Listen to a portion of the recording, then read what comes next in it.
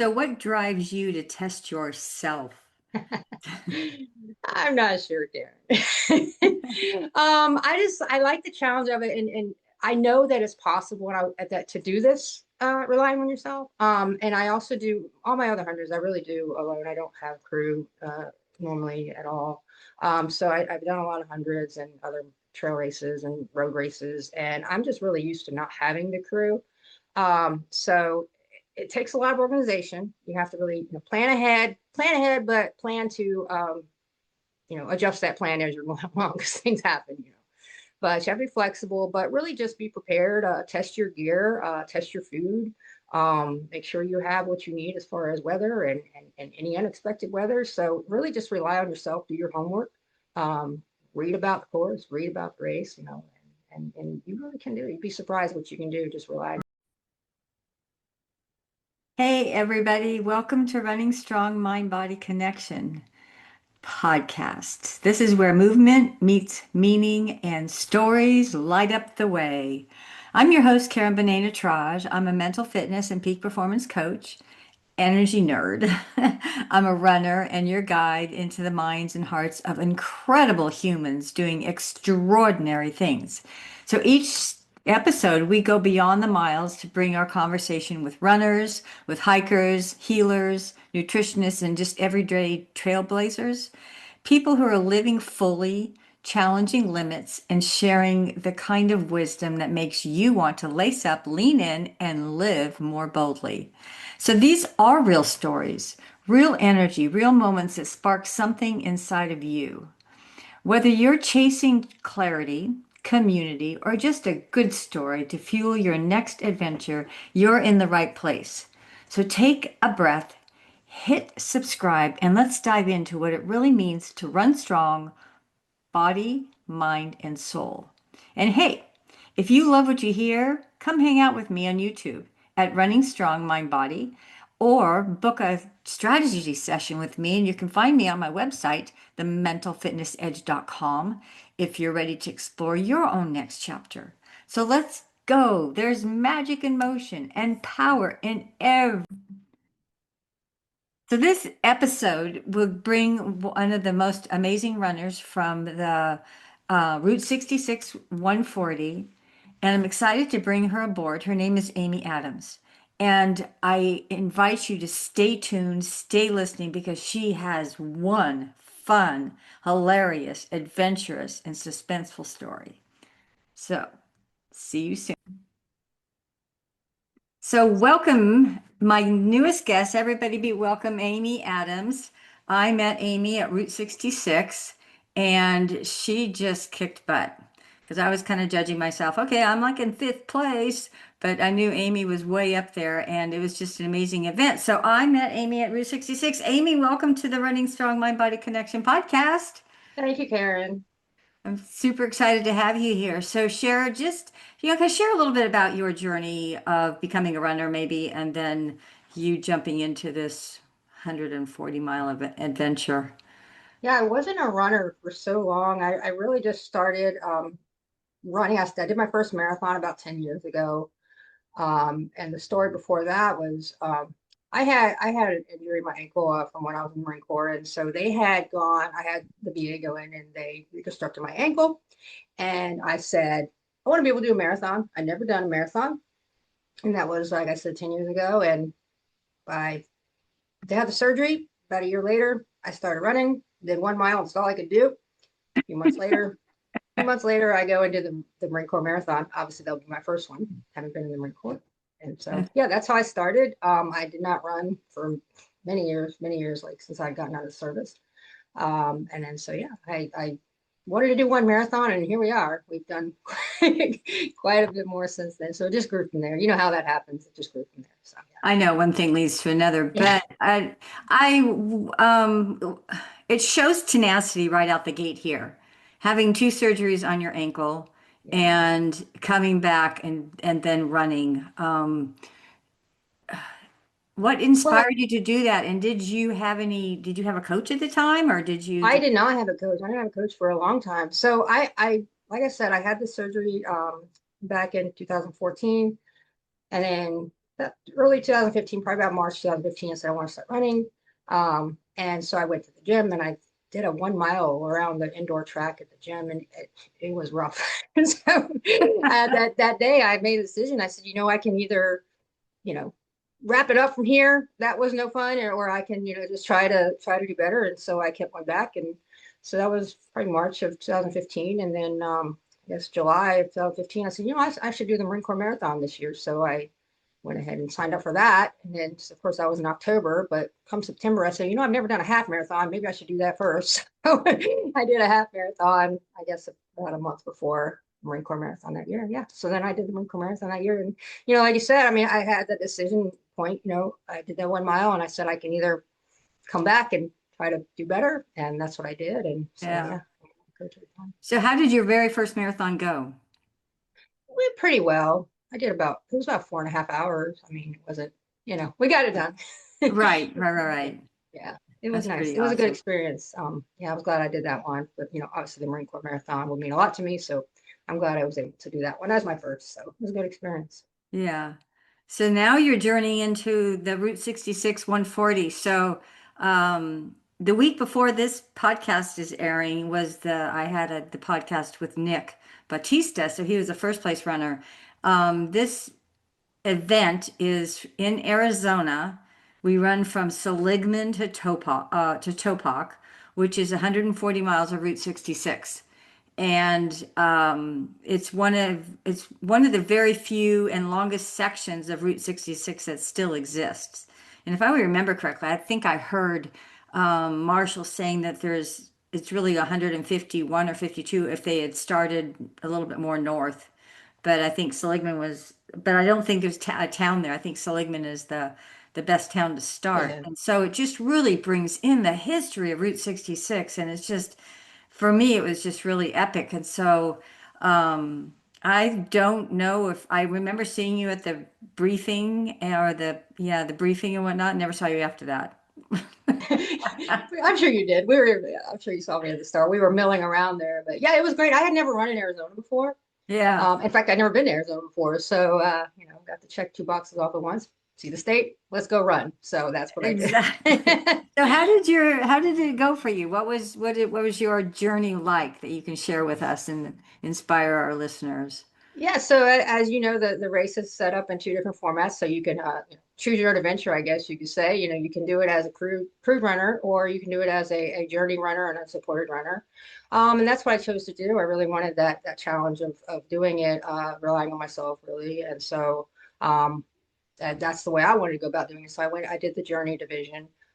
So we had a few drop bags during the race, so that did help. But as far as I had no crew or anything assisting me, so it was great because a part that I really like about doing journey runs, and I've done several previously, is the logistics of it, trying to figure it all out, I guess you could say, and even just getting to the start. I had flown into Phoenix, and then I took a Greyhound over.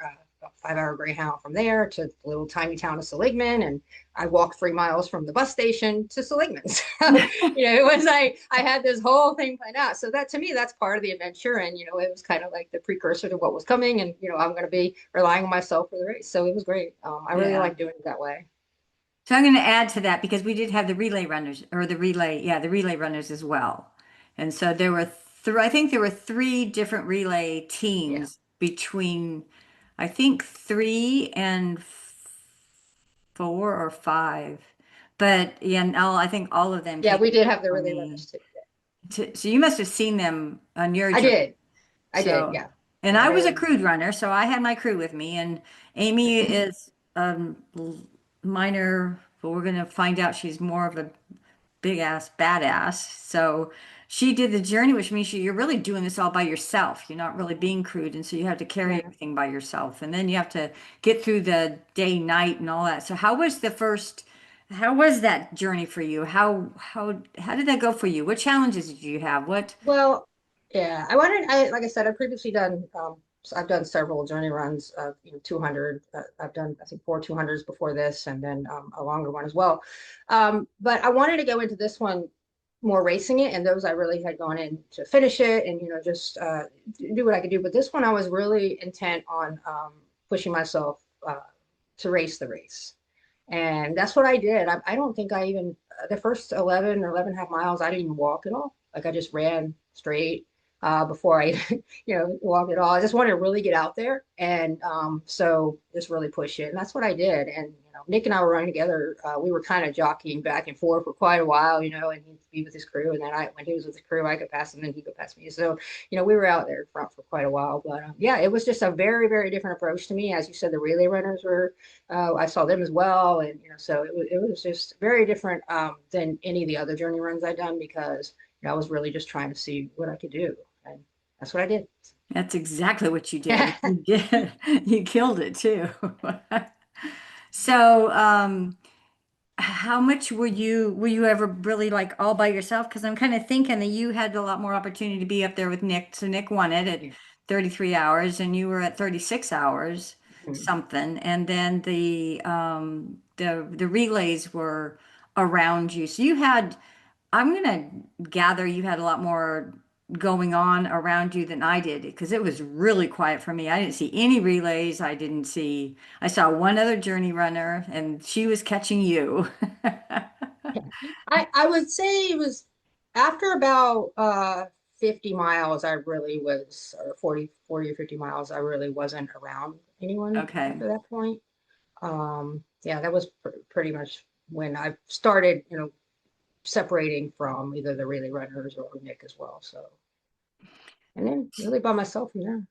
So tell the runners, or tell the listeners something. Sorry, not the runners. Tell our guests, what does it take to be a journey runner? What are you carrying? What is it? I mean, the water and the food, you're totally on your own for that. Now, yeah. So for this race, though, even as a journey runner, and without a crew, you were told where you're going to be able to pick up water.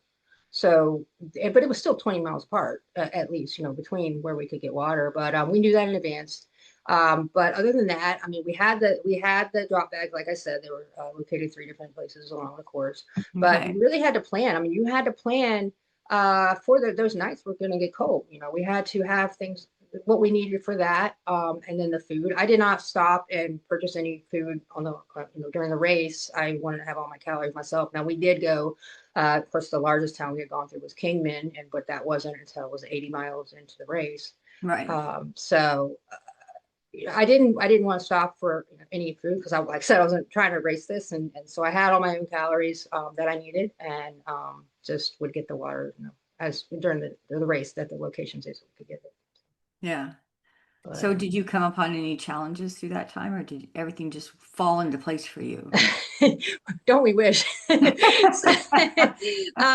that's just it's just part of the course. You're gonna ebb and flow. I mean, it went really well. I mean, it really did. I had a little stomach issue, I guess, going into Kingman, but I came out of it and it was fine.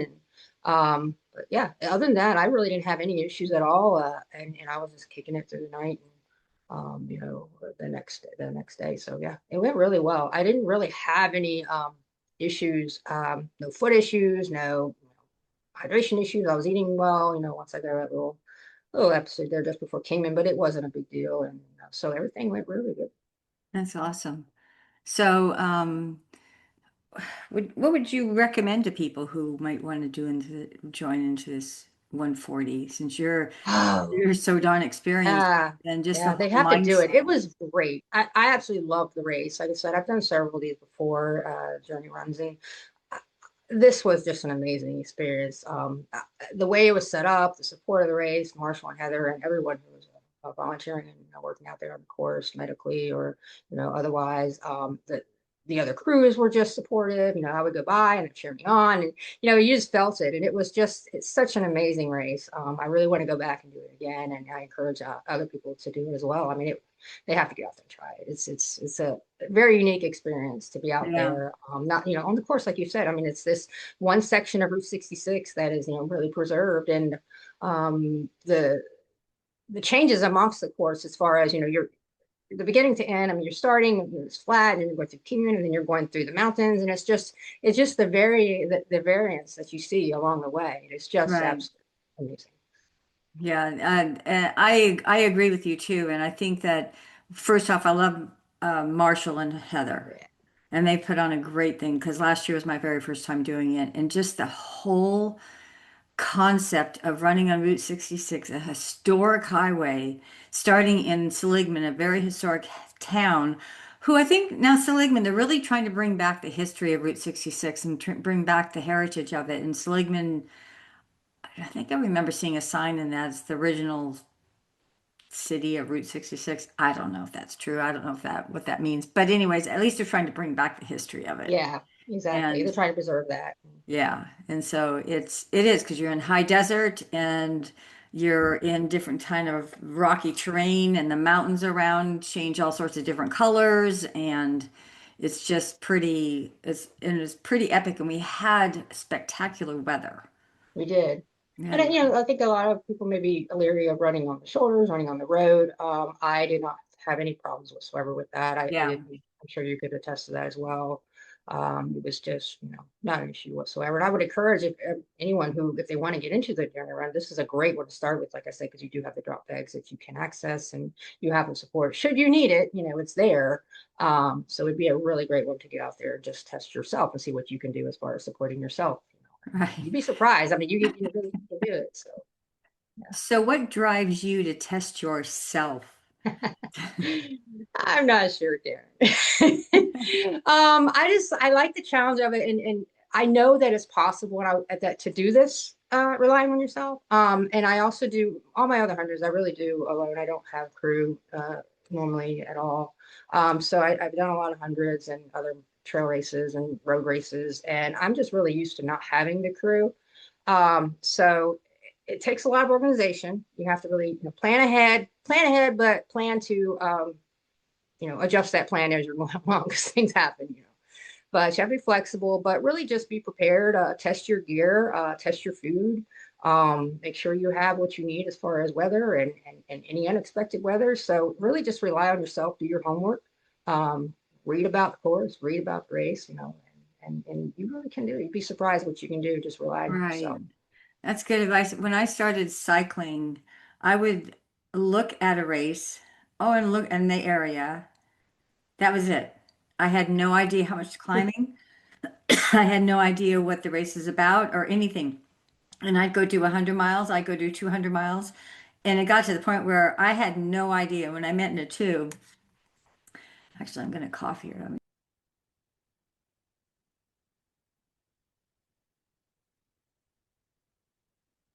When I met my husband, he was all organized. He'd know exactly when the elevation was, how much elevation there was, what the terrain's like. And I'm like, I didn't research anything. I just go do it. And I'll tell you something too. So I had looked at the course and, like I said, looked at the elevation, knowing myself, and like I said, I really wanted to race this. And as you said, I finished in 36 and a half hours or so. I literally came within 4 minutes of my goal time. I had this little card, and I finished within 4 minutes of my goal, and that, which is Were you, pretty were amazing you, considering yeah. were you 4 minutes faster? I was 4 minutes slower, but I'll take it. Oh, absolutely. But 4 minutes over the course of 36 and a half hours, I thought that was pretty dialed in there. That was And very because I dialed do, in.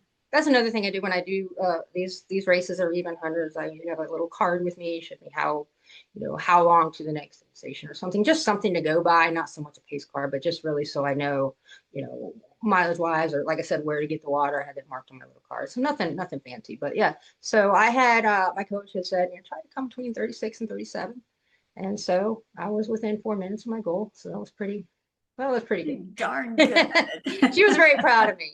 Yeah. So yeah, my coach. I do have a coach now. Like you asked me previously, did I start with a coach? I did not, but now I do have an amazing coach right now, and I really couldn't have done this without her. And in fact, she was coaching a few of us out there. Okay. So yeah, so Lisa Smith Batchen is my coach, Lisa Yep. Smith Batchen, and so she calls us her Dream Chasers. So you can find her on that too. So it's dreamchaserevents.com is how you can find her. But she is the best. So she, was very proud of me. I told her I came within 4 minutes, and so it was a really um, great to accomplish that goal. So Yeah. Lisa, if you guys look back on a previous, it was back in May, I think, Lisa Smith Batchen was on this podcast. And so Yeah, she's an amazing person, and we know her from. I think my husband coached with her years and years ago. I think when he did Marathon des Sables. Oh, okay, And yeah. I asked him, I said, "Did you do the tires?" And he goes, "No." She's Everybody known for else her does. tires. Yeah, yeah. So yeah, I definitely pull a tire. She doesn't pull the tire. Yeah. Where'd you get the tire? I got it from Trail Toes. So trailtoes.com. So Vincent Antunes, he's the one who does the tires and I think she worked with him to get those out there marketed. So I Um, actually ordered my tire, I guess in 2017, long before I connected with Lisa. So I had my tire long before that. So when she started coaching me, I was like, yeah, I have one of those tires. So yeah, so I have definitely put it to use a lot more since she's been my coach the last couple of years.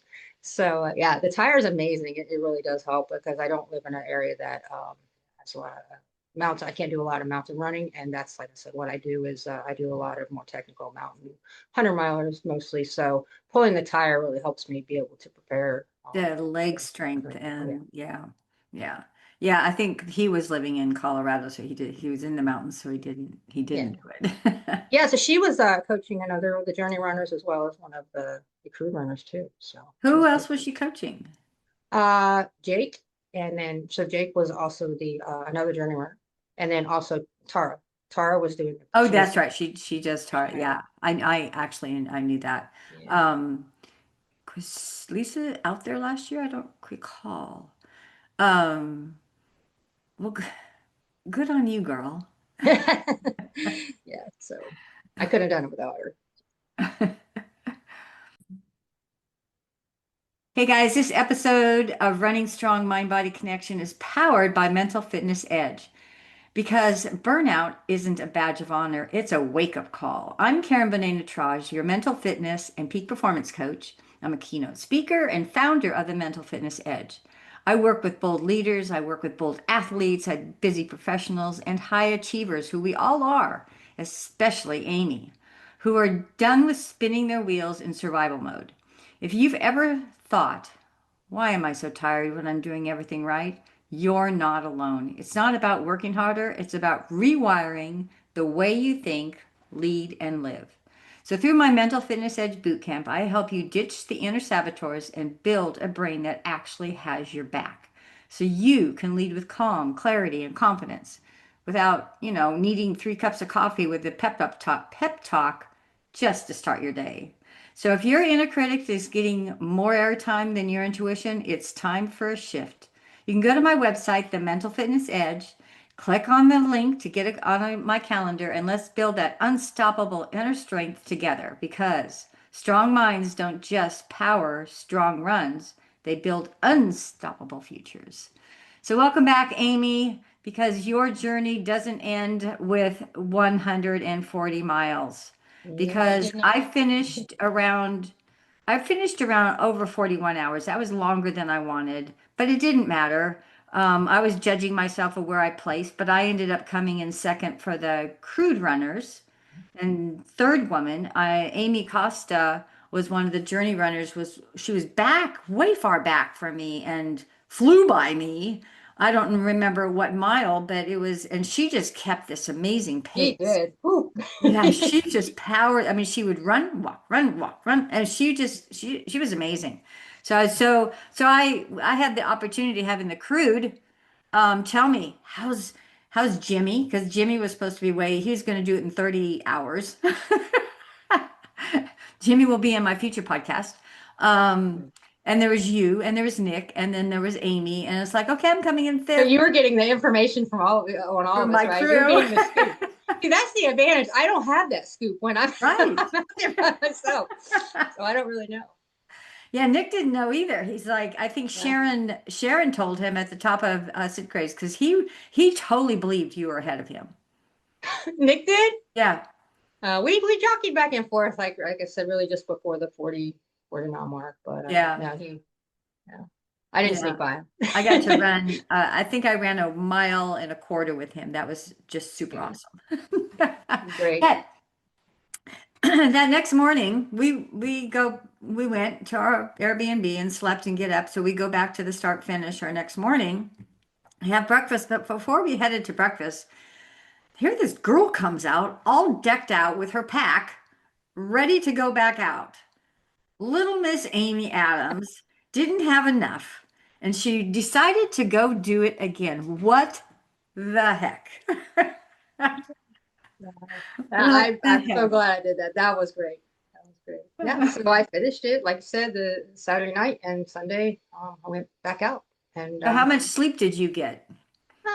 like 6 hours, 7 hours, maybe, probably 6 hours. It was Now hard to you, sleep. I mean, as you know, it's hard to sleep after one of these races. So well, I think it's hard to sleep for anything after 100 yeah, or so, but yeah, even harder when you know you're going to do it again yeah. because you're all I in. yeah. I was excited to go do it again, to be honest. I really was. Yeah, Um, because of, they were, I was treating them very differently as two really, I was approaching them very differently. Like I said, the 140, the actual race, I wanted to race it. On the way back, it was very different because I had no drop beds. I had no access to water along the course except for my own doing, my own, finding it myself. So I had to carry a lot. I had to carry a lot of weight. So therefore, my speed was different. My approach was different. I started at a different time of day. So therefore, going backwards, I would be hitting what I had hit at daytime. Coming during the race, I was going to now hit in nighttime. So it just was very different. I had to carry 200 ounces. I had to carry starting with because I had to go um, all the way to Kingman, which is the big town we came upon. But that was 53 miles, 53, 54 miles after I started at the finish. I'll say right, start from the finish and headed back to the start. right. So I had to carry all that through the night. So it was just a very different approach. I would think so because for me, if I was to think about it, because you're in this race and people around you, even if they're not there, you still know that there's that energy out there. And then you leave that energy back at the finish line and you go Literally by myself. essentially all by yourself. I So did come across a guard. It was probably about, I guess, 11 or 12 o'clock at night. And we were coming across the mountain. I guess it's one of those, I don't really know what it is, but this guard was in this guard shack there. And he started talking to me. And so I just said, it's nice to see you. I haven't seen you in a really long time. So we just started talking. was that And, on the first trip or the way out? it was, I'm sorry, was it what? Oh, it was that coming Oh, back? my 140 back. Yeah. When I was Okay. by myself, like you said, I hadn't seen anybody in a long time. And I was going across, the mountain in the dark, and I come across him in the middle of the night and told him what I was up to. And yeah, so I talked to him for a minute. I said, it's really nice to talk to a person. Yeah, right when you're out there all by Yeah, yeah, yourself. yeah. So I told him what I was doing, and he said, be careful out there. And so, So I want to go back to the start. I want to go back to the finish. So yeah, what was your logistics? How did you plan that? Because you knew you were going to do the double. So how did you plan, having clothes and shower and, yeah. a bed to sleep in and all that? Well, when we started this, I was talking about how it's all about organization and planning. And if I had to do this again, that is the most important thing that I would have done differently because I really didn't really plan very well for finishing the race. I thought, oh, I'll finish the race and then I'll just kind of get myself together and then just head right back out there. Well, that was not how it happened because, you know, when you're actually, running really hard and I got done, I was just spent, I was really, I had it. So I had to go find a room and lay down, all that. So if I do this again, and hopefully when I do this again, that's something that I would do differently is really plan that sleep. I think if I had done that, it would have been more streamlined. I wouldn't have had to, as you were talking about the clothes, I would have had different clothes to head out there with. So um, I did get a room there we'll call it the finish, the actual finish of the race. But if I did this again, I would definitely just be a little bit more, had planned that better because really it would not have been a good idea to turn around and go do that again. It just not have been a good idea to do that immediately after running for 36 hours and then let's go do this again. So yeah.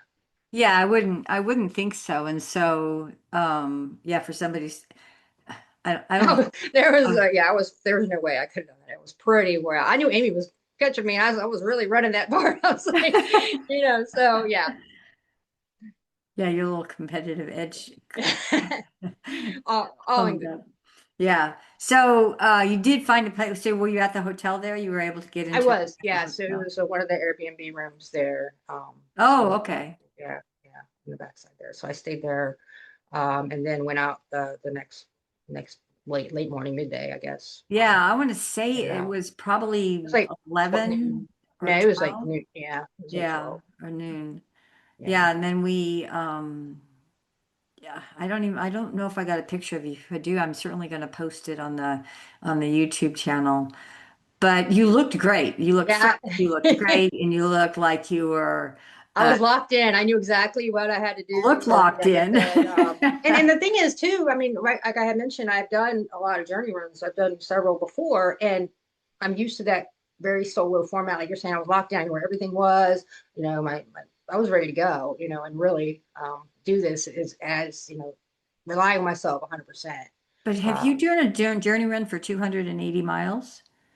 I did 340 with the Heart of the South. Yeah, I did that one. That was the first one I Okay. did. Well, there you have it. And then I did, yeah. So and then I've done four others, 200. So yeah, Okay. but See you guys, I told you she was a badass. it had been a little while. I think I'd done one about about 2.5 years. I think it's since I've Okay. done it. I was hungry. I was hungry for it. I wanted to go get up and do it. And so during the race, though, as you mentioned, we had trackers, so that's how you were finding out where everyone was from your crew.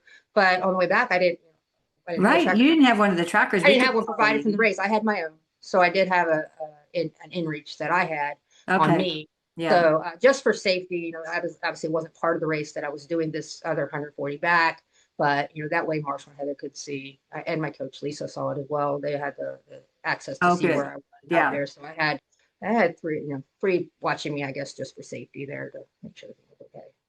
So, So I got to bring light to people hearing this is like there's nothing out there. no, There's nothing out there except burros and maybe some coyotes.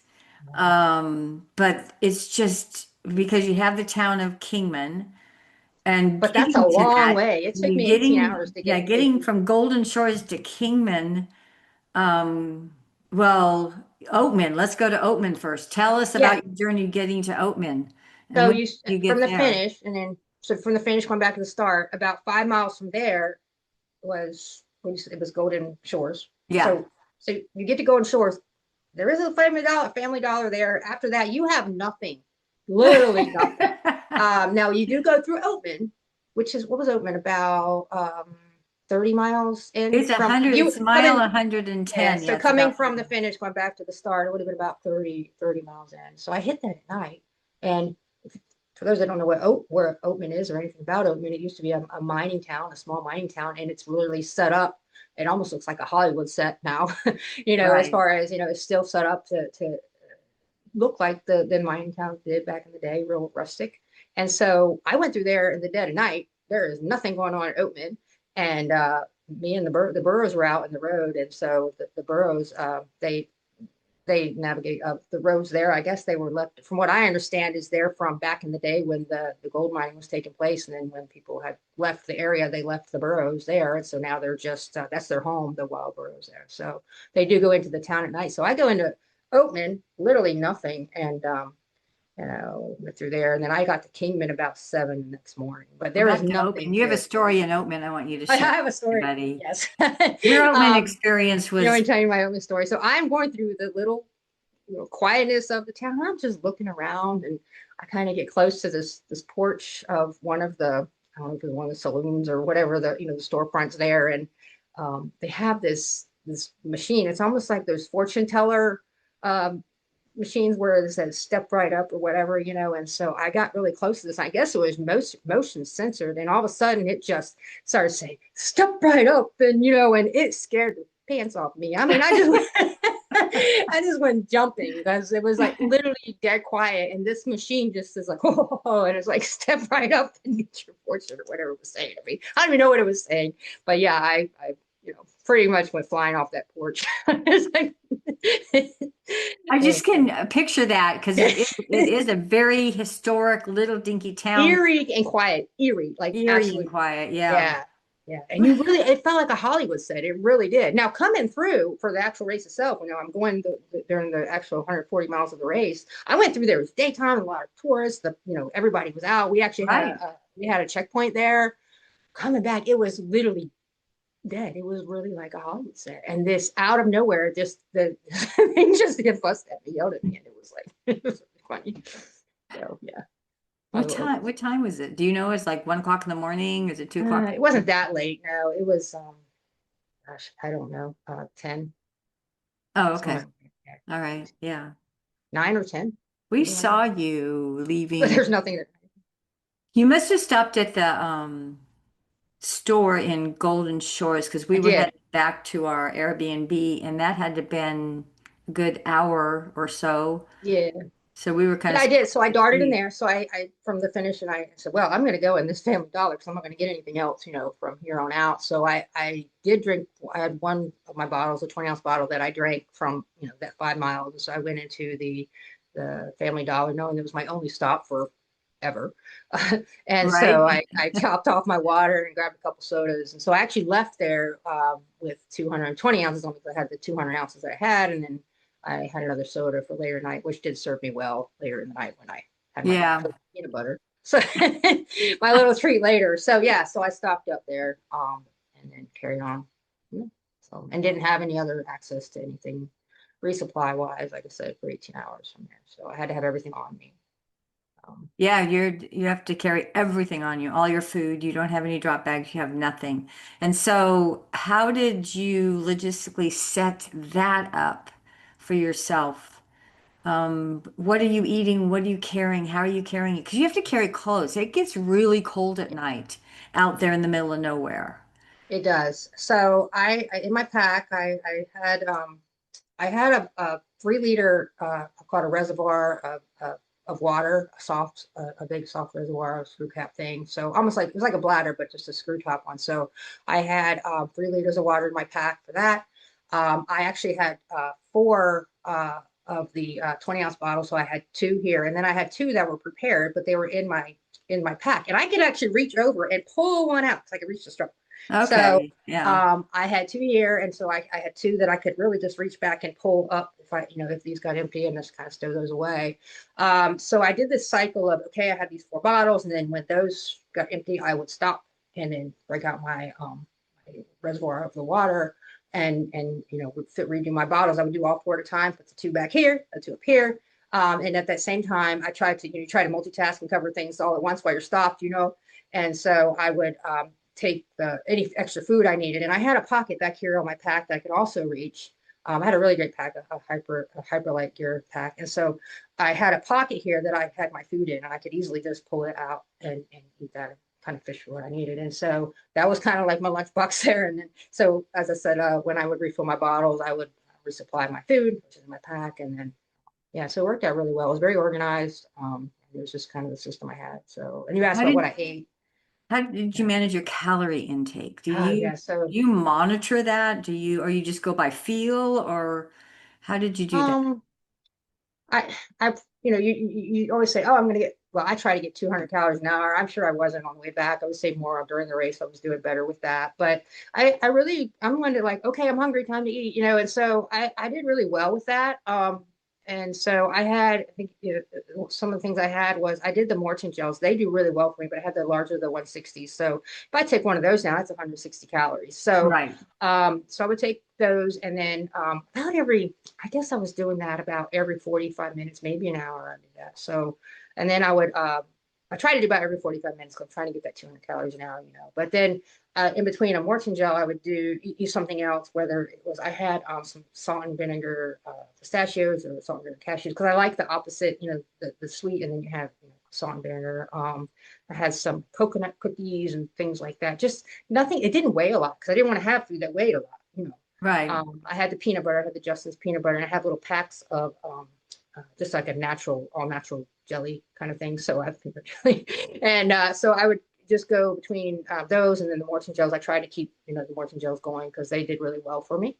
And then in between, I would have something else. And then during the night, I had that Coke. So I kind of drank a little bit of that. And so, yeah, I did pretty well with my calories, actually, especially Did that you have first. any stomach issues the second time around, the first No, none, time? zero. Yeah, I Yeah, didn't have any at all. I did really well with that. So we were just having a big long picnic. It was good. that's pretty Yeah, darn yeah. good. So yeah. So it's all about organization. Like I said, if you have your food accessible and your drink accessible, I just, it I have to learn from you on that organization part. I planned out my food, and I actually had the same type of food, the same food that I had going, you know, for the race itself. And you think I'd be tired of it, but it was fine. I was good with that. I think I had like 4, 5 options, to choose from. Right, right, I right. know I try not to, have too much to choose from. So Okay. between the nuts I had and then the Morton gel, the peanut butter jelly, and like I said, I had like these little Emmy's little coconut cookies. They were like 100 calorie piece. They were little soft things, so they worked out good for me too. So I could take one of those in. So So at any point, I'm going to guess it happened that you might have gotten sleepy the second night around. Just because yeah, you already have 140, you're getting in closer to the 200 number. Where yeah. did that happen to you and where did it happen? Where were you at? What was going on? Oh, goodness, yes. So that second night coming back, it was much, much different than the first night. First night, it was great. It was so beautiful out there. The stars were so I light. We was going know. across the mountain. It was so peaceful and nice. And you have the anticipation of, I know I'm going to get Kingman. I'm going to get Kingman. So I knew early on. I kind of did the runner's math, and I was like, I'm going to get to Kingman about 7 a.m. In fact, I told the guard that, and I was right on the money too. I said I should get to Kingman about 7 in the morning. So I got there. That first night I kind of had that, going to Kingman and resupply, and it's just that middle ground there, and it was like I said, 53 miles into the way back. So then went through the day on Tuesday, So and what now challenges hold on, let's go through some challenges you had getting to Kingman. yeah, going to Kingman. I did have a challenge. So about 3 miles before I got to Kingman, still dark. The sun hasn't quite come up yet. And my phone started, I had my phone plugged into one of those power banks because I had to keep it charged and I'm listening to music on here and, had to have it for my washing headlamps and stuff. So I had this power bank. And so I had plugged my phone into it. And all of a sudden it starts, doing that beep, beep, beep alarm, disconnect immediately. There's either water or debris in the port, and so I couldn't charge my phone. It was not letting me charge it. And I'm like, what am I going to do now? So about 3 miles from Kingman, I thought about it and I get there and I said, well, I need to try to solve this because I need my phone. And so I went into a Walgreens in Kingman there and I took my phone and I went in the bathroom there and I blew it into the Dyson hand dryer for about 45 minutes. I'm blowing into my phone and they had like this little that roll of toilet paper sitting up on top of the hand dryer. So I made this little point and clean my port and yeah, it was good. So yeah, so it was all about problem solving, and that's a good example right there. I mean, you just have to, you know, come up with ways and be creative, and that's what I did. So I was like, oh, I think Right. I can use a hand dryer, and that worked. My phone worked after that, so I was really happy that I solved that. So yeah. So I want to point that out too, because there's people who do these ultras, we always come upon challenges. And what would I invite everybody who's listening, ask yourself, what would you have done if you were in her shoes and your phone stopped working and you knew you needed your phone because you're out there all by yourself? Would you have given up? Would you have found some way to just give up or find the solution? So I know that when we're sitting in a solution mindset, things fall into you. So having what are the chances of having a toilet paper roll sitting on top of I that know. hand It's like, dryer? you I just mean, have to be really. receptive So to it's just ideas. another opportunity that opened up for you because you're not your whole headset is not going to be okay, well, I'm done. It's what am I going to No, do to keep going? You have exactly. that strong mental strength to just keep Oh, moving it forward. was never, oh my phone isn't working. I have to call it. It was never that. It was, how am I going to fix my phone?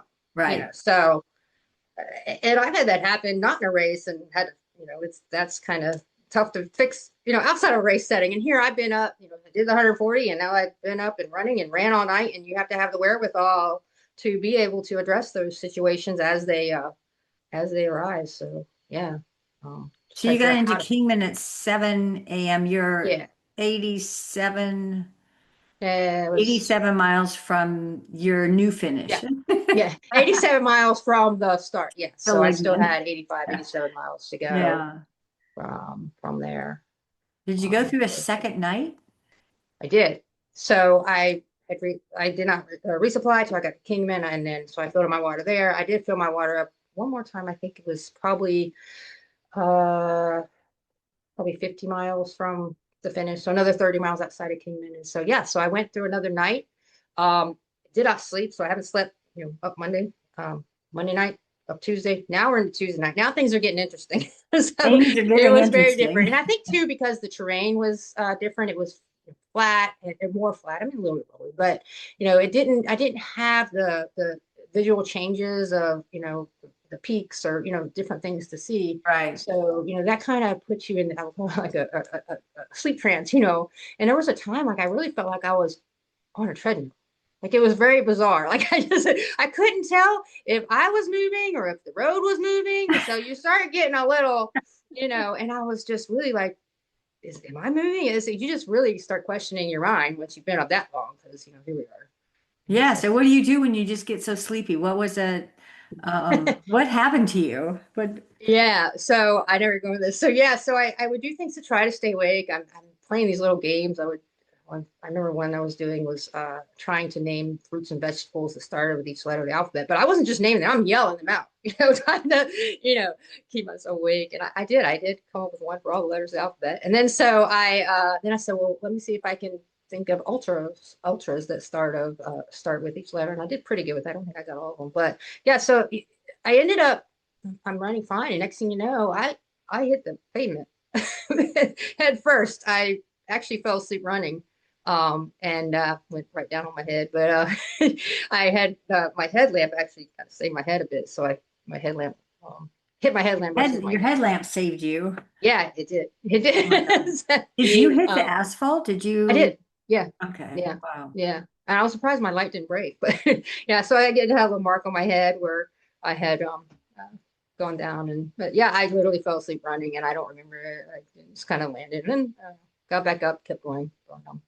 It was it was good. It was other than that, like I don't know, like other than that, Did you ever feel like it might be best just to sit on the side of the road and just sleep?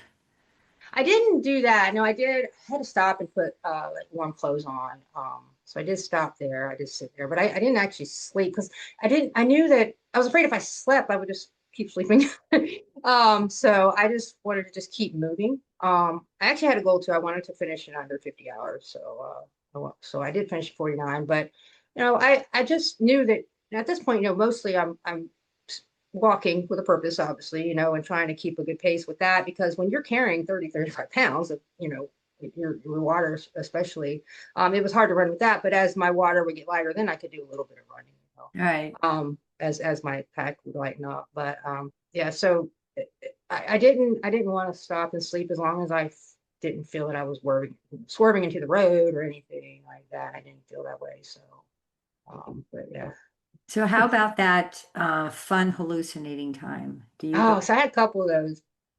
So, as you know, you're out there and you see some crosses, and it's that there's been an accident, and the little markers on the side of the road from people who had maybe been in an accident past. So I'm going along, and I'm like, wow, so many people have died out here. Look at all these crosses, and it was so sad. And I'm seeing just cross after cross after cross, and I'm like, this is unbelievable. And finally, I realized what I was seeing was the power pole. So it was, and I'm seeing just like what I thought was like a marker. And then, I mean, this went on for a long time. And then finally, I realized it really was that what I was seeing was the markers, the power poles. It's like, because it's nighttime as I'm seeing this. And so I Right. see it like up against the sky. And I just was like, wow, this is so sad. And then I realized, I mean, it took me a long time to figure that out. That was one thing I There saw. are some real crosses out there for people who have died There are, on Route yes. 66. It's more, Yeah. most of them, I think most of them are around Peach Springs. But they're not every 25 yards or 50 No, they're yards. not.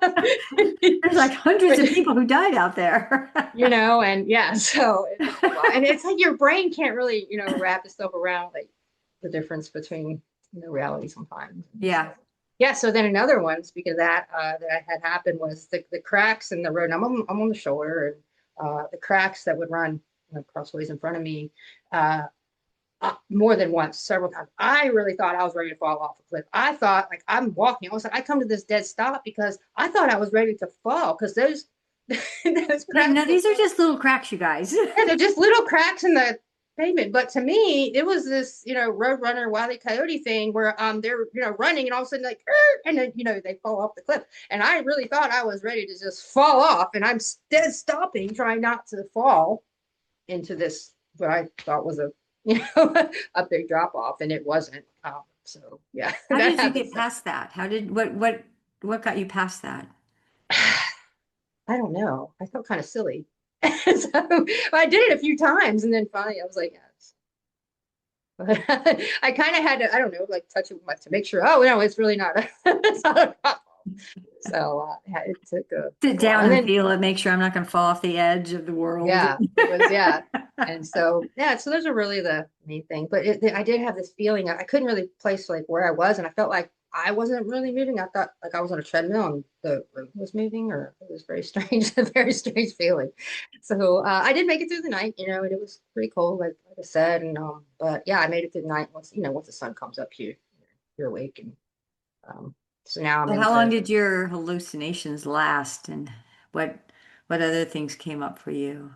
Um, so time gets a little weird, out there, and it's just all like, I It couldn't even tell does. you how long. Yeah. Yeah, So it just, you get to where you can't tell the difference between 15 minutes and 2 hours. right. Yeah. So it's so hard to place it now, like where exactly. I couldn't even, it was just, you get to, it's so automatic that you're just, I'm moving forward, I'm moving forward, I'm moving forward. And I just kept moving forward. And at this point, I've been doing this for a while. I did the 140 there, and I'm going 140 back. And it just, you just keep moving. And so, I was tired, but I kept moving. And like I said, I fell asleep running. I just kept moving, got up, kept moving. And so you just get this in your mind. And we mentioned it earlier. We're talking about, solving the problem with my phone. Never once was it, I'm done.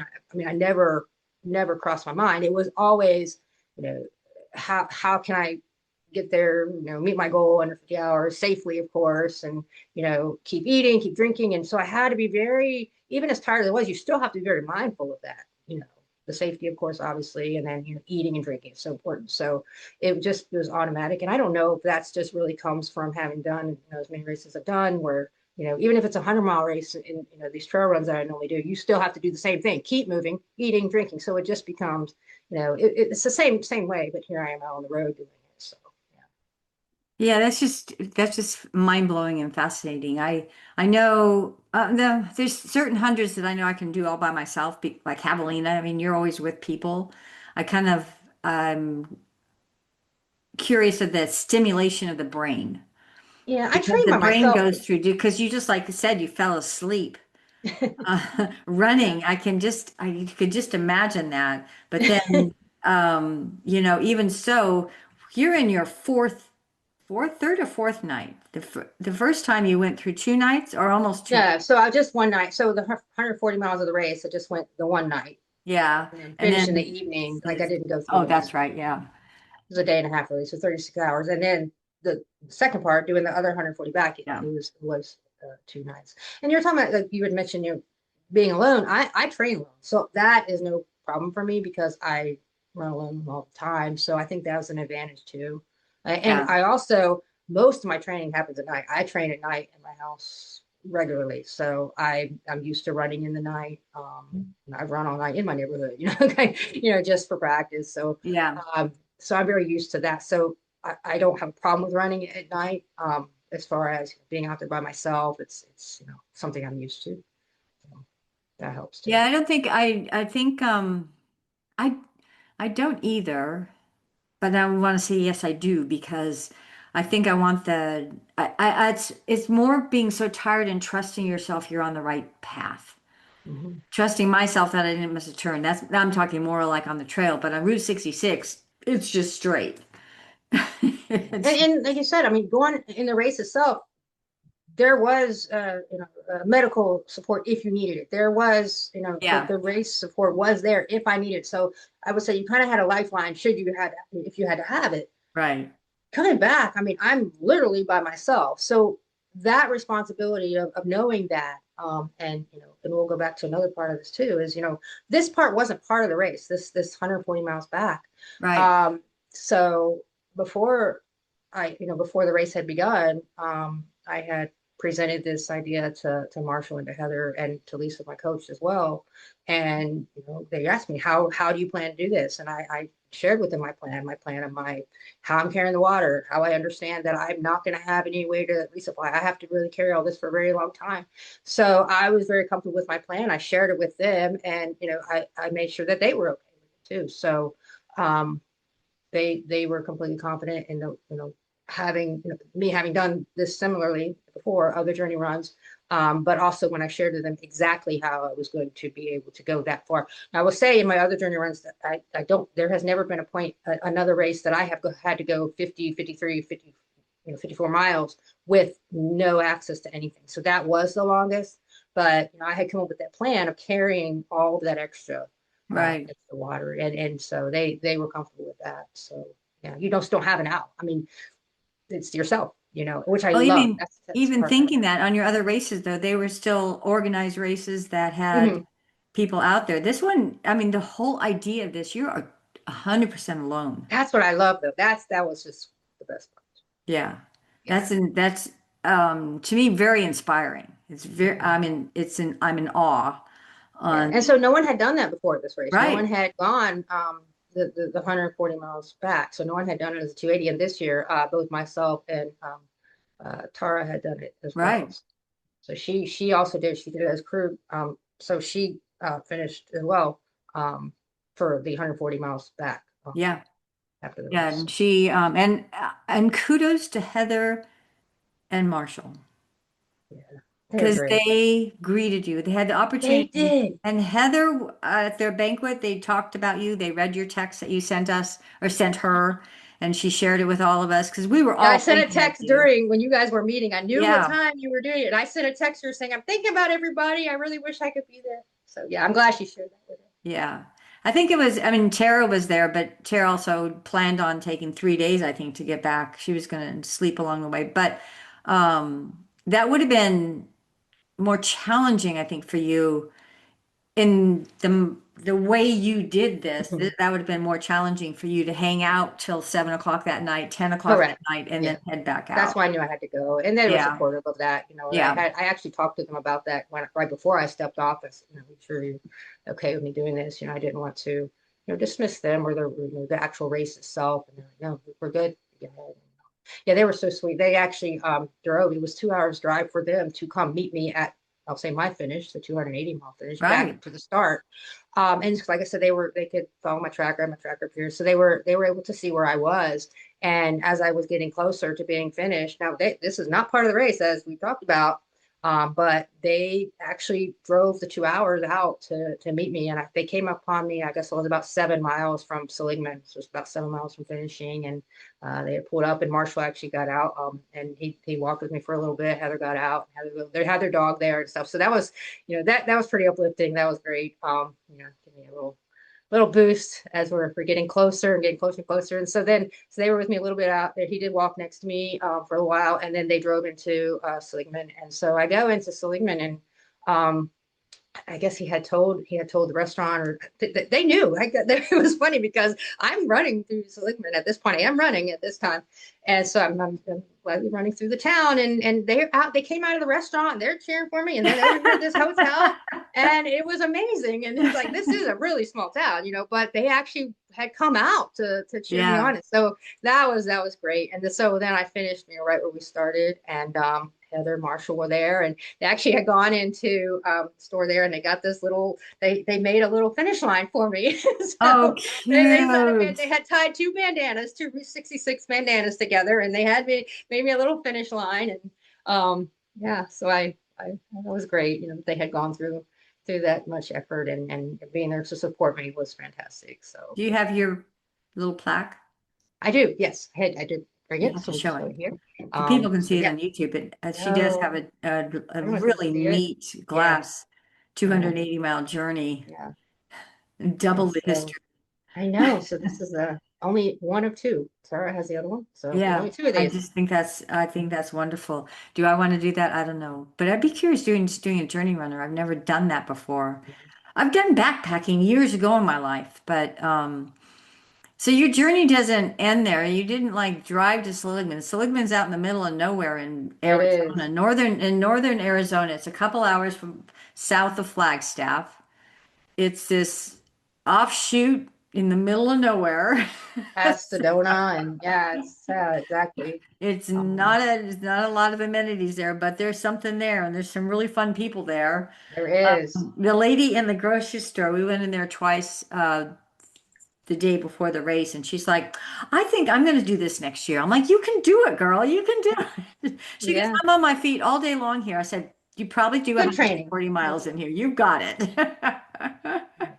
You can do it. Anybody could do it. And I'm just like you. I would recommend it to anybody. It's an amazing journey and just an amazing accomplishment. So you get to Seligman, but that's not the end for you because you have to go because you got there. So you had to go another 3 miles to catch. Yeah, so when you're doing this, showing up there as a journey runner, and now of course the race was originally going to start here and finish 140 miles away. So you can't, I flew into Phoenix, but you have to think, well, I can't rent a car because then I'm driving to the start, but I'm going to finish over here. So you have all these logistics to work out. So I had flown into Phoenix, but I had figured out that the Greyhound actually runs there. It's a 5.5 hour ride on the Greyhound to Seligman. It actually stops there. And so that's the way that I made it there. And then going back, I did the same thing. It was about 3 miles out of town. So I had to go, walk the 3 miles. Yeah. So to get to and from the bus. So, The but it 280 was, is not enough. We might as yeah, well add. You had the yeah. 3 miles before that and three Yeah. miles after that. Yeah. So So the come on, bus only girl. goes there. The bus only goes there once a day, and it leaves once a day. So yeah. Yeah. How did you feel after that when you got home? How did you feel? Um. Well, I don't know. It was just so surreal, right? I mean, it was like it took me a couple days to just like, wow, I don't want to say it almost feels like a dream, but you're in it so long. I mean, I was in this for days and days and days. Right. But my body felt pretty good. I didn't have any, like femur blister or anything. But yeah, and then so I made it back. I did take a couple days. Like I finished on Wednesday. I got the bus on Thursday morning. I stayed in Phoenix, so I didn't fly home until Friday. So I had this little lag. But yeah, it was just I was so glad to get back and do it. Like I said, I had been about 2.5 years since I had done a race like this.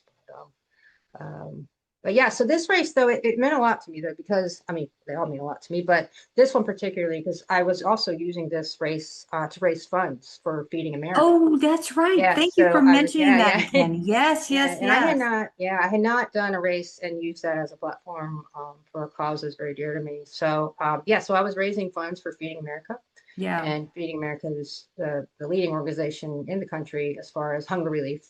And what they do is they have about 200 different food banks that they work with, or all around the country. And they work to primarily obtain food that would otherwise be discarded, whether it's from the manufacturers, the stores, or even farms. So they try to gather those resources, or they do gather those resources and put them within the communities. I think about 60,000 different food pantries and meal programs. And so they work with that to try to get that food out to those that need it most. So that was very important to me. So we did raise funds for that. And I just am so grateful to everyone who did support me in that effort to raise money for Feeding Yeah. America. And we'll Um, post that in. You're going to so send me we the link we and I'll yeah, so we post that in raised the about show notes. $3,700. Nice. Um, yeah. So So this and is, then we talked about this off of here because it's food that that these organizations just throw away that's still yeah, really good food.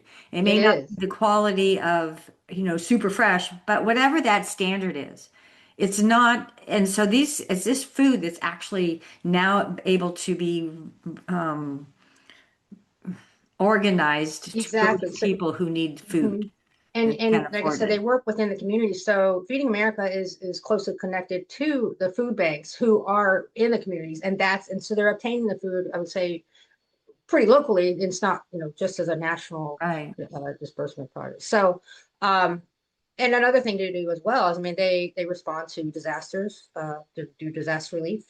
They do respond to that. Feeding America does. And also they work to advocate for policies to, um, you know, eradicate some of these food deserts that are out there that people have a hard time obtaining food, and also addressing the problems of why individuals may not have access to food to be able to get food, experiencing food scarcity. So they do try to work with not only providing food, but getting to the root cause of it, trying to make change, making changes with that as well within the community, so we can, That's very it's cool. How long has this organization been active? since the late 70s, I think they Oh my started. goodness. Yeah, they've been Wow. around for quite a while. Yeah, so they actually, I think it's over 1 billion pounds of food that they are able to, um, let's say repurpose or redistribute every year, that, instead of letting it go to waste. So Right. they, I love uh, that. I really love that. So, and so when you donate just $1, it actually provides 10 meals, because this, they are able to be so, fiscally responsible to be able to, they're using food that would otherwise be wasted. So it's very low cost to be able to, provide this food for those that need it. So really $1 um, literally provides 10 meals. And so they do work with different meal programs, with kids lunch programs. I know another thing they do is, you may have heard of this, where they'll send, uh, some of these communities will send food home with children on the weekends, from school. So they do, support their families in that way, and, try to yeah. get it out there. So yeah, so $1 it will buy 10 meals, Isn't that provide amazing? 10 Just meals. $1. Yeah. We can spare $1,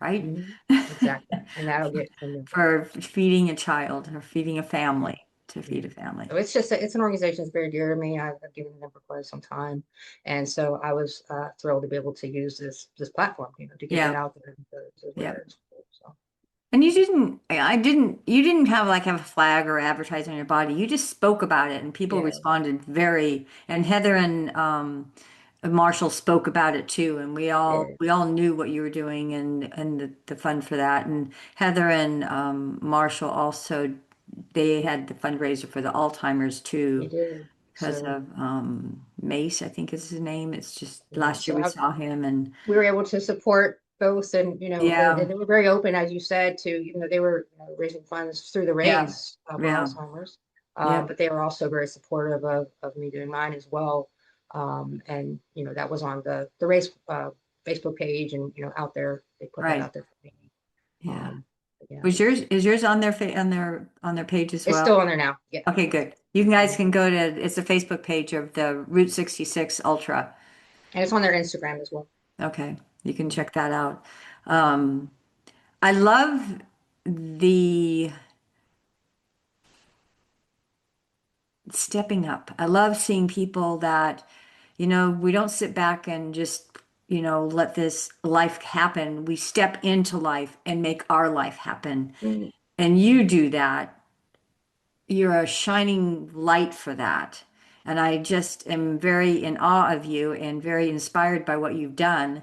I might be a journey running next year just to challenge myself, just to see what that looks like. Now, this was, I would say this is the most meaningful race that I've ever done. I've done quite a Yeah, few.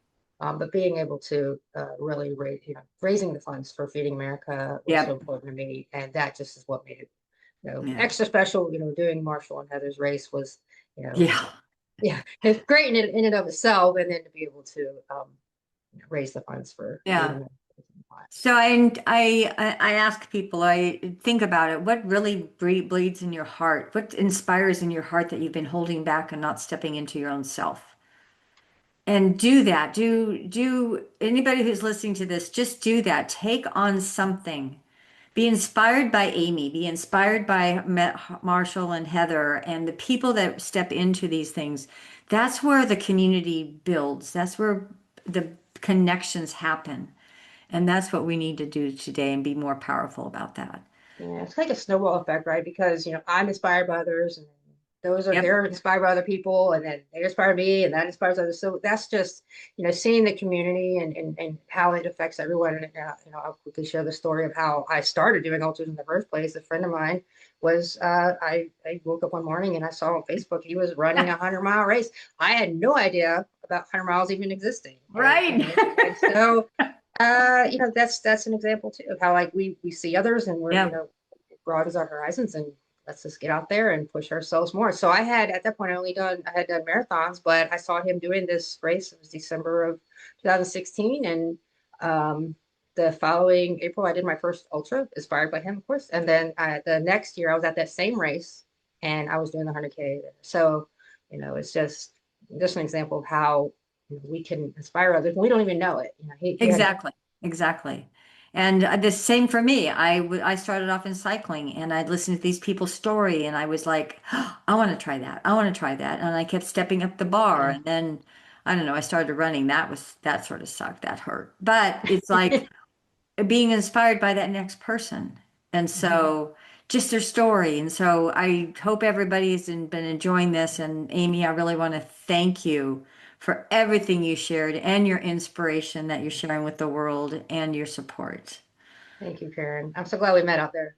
I So know. hopefully we get to do more races and If I get could to keep up see each with you, other that'd again. be awesome. Of course, of course. I hope to see you doing the journey run next year. Yeah. So, Thank you, Amy. all right. Thank you so much.